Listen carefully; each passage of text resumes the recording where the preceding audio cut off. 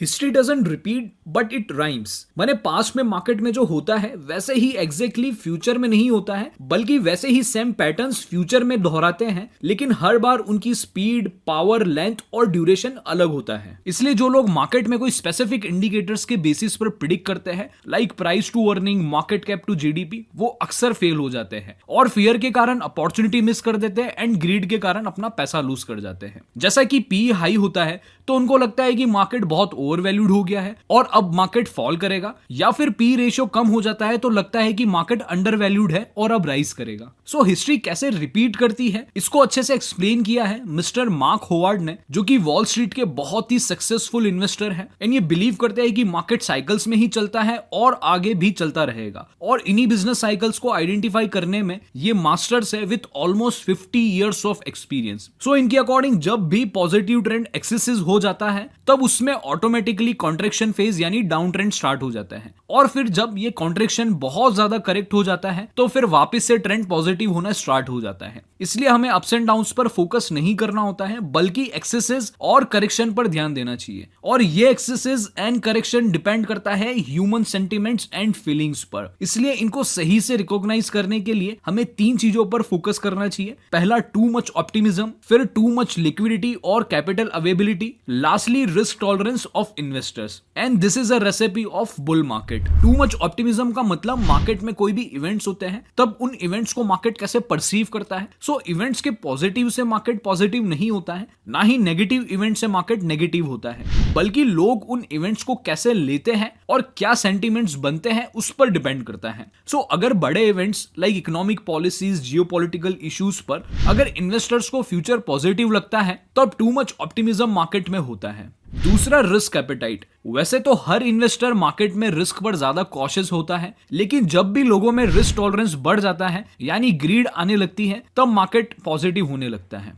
Lastly, market में capital की availability कितनी है, जिसको हम लिक्विडिटी भी बोलते हैं। सो अगर central government rate of interest reduce करते हैं एंड मार्केट में लिक्विडिटी इंक्रीज करते हैं, इससे पैसा मार्केट में डाइवर्ट होता है, जिससे मार्केट में बुल फेज स्टार्ट होता है। और अगर इन्हीं तीनों चीजों का कॉम्बिनेशन उल्टा होता है तो मान लो फिर मार्केट कॉन्ट्रैक्शन या बियर फेज में रहेगा, और इन्हीं में से एक चीज नेगेटिव होना स्टार्ट हो रही है, जो कि है मार्केट लिक्विडिटी। काफी समय से, इवन लॉकडाउन से पहले भी सेंट्रल बैंक इंटरेस्ट रेट को रिड्यूस कर रहे थे, और फिर पेंडेमिक के कारण उन्होंने बॉन्ड्स बाय करके मार्केट में और आर्टिफिशियल लिक्विडिटी प्रोवाइड करी, जिससे इन्फ्लेशन अब कंट्रोल से बाहर हो रहा है। तो अभी सभी सेंट्रल बैंक्स बॉन्ड बाइंग कम कर रहे हैं, और यूएस फेड नेक्स्ट ईयर से इंटरेस्ट रेट भी बढ़ाना स्टार्ट करेगा, जिसकी शुरुआत बैंक ऑफ इंग्लैंड से हो गई है। यानी अब मार्केट में कैपिटल अवेलेबिलिटी कम होगी एंड इसको हम कॉन्ट्रैक्शन की शुरुआत बोल सकते हैं, जो कि ट्रिगर हो चुका है। तो हमें अब ये देखना है कि इसका इंपैक्ट आपके इक्विटी, डेट और गोल्ड इन्वेस्टमेंट पर किस तरह से पड़ेगा, ताकि आप अपना पोर्टफोलियो पहले ही रीबैलेंस कर लें। सबसे पहले इक्विटी पर बात करते हैं। देखिए, इक्विटी पर इसका असर धीरे धीरे ही पड़ेगा, और इसका इंडिकेशन हमें एफआईआई सेलिंग से मिल रहा है, क्योंकि कॉस्ट ऑफ मनी राइज होने से investor high risk investment class से लो रिस्क इन्वेस्टमेंट क्लास में शिफ्ट होते हैं। रिटेल इन्वेस्टर्स में भी इसका इक्वल इंपैक्ट दिखेगा, पर सेल ऑफ एकदम इमीडिएट नहीं होगा। और दूसरा, इंडिया में अभी भी अच्छी खासी अपॉर्चुनिटी है, लेकिन अब मार्केट में इजीली रिटर्न्स नहीं बनेंगे। मतलब जिस तरह अभी तक मार्केट में कोई भी स्टॉक्स में अच्छी रैली आ रही थी, वैसा अब नहीं होगा। अब क्वालिटी स्टॉक्स में ही पैसा बनेगा, जिसके लिए बहुत मेहनत करनी पड़ेगी। और दूसरा, ग्रोथ स्टॉक्स से अब sentiments quality value style investing में शिफ्ट होंगे। सो अब आपको अपना पोर्टफोलियो देखना है और अपनी रिस्क के अकॉर्डिंग पोर्टफोलियो का एलोकेशन रीबैलेंस करना है। पहले की तरह किसी भी हाई रिटर्न या ट्रेंडिंग फंड्स नहीं लेने हैं, अच्छे क्वालिटी स्टॉक्स वाले फंड्स ही प्रेफर करें, और trending, temporary high return funds and risky funds को अपने पोर्टफोलियो से निकाल दें।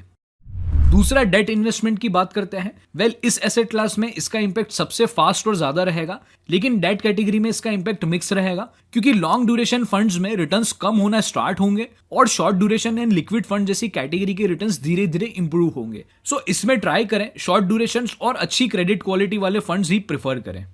लास्टली, गोल्ड की बात करें तो देखिए, जैसे ही इंटरेस्ट रेट राइज होना स्टार्ट होगा वैसे ही डॉलर और मजबूत होगा, और जब भी ऐसा होता है इसका रिवर्स इंपैक्ट गोल्ड पर पड़ता है, यानी गोल्ड लेस अट्रैक्टिव हो जाता है एंड प्राइस कम होते हैं। लेकिन हमारे अकॉर्डिंग अगर शेयर मार्केट और डेट मार्केट वॉलेटाइल होंगे तो इसका बेनिफिट गोल्ड को होगा।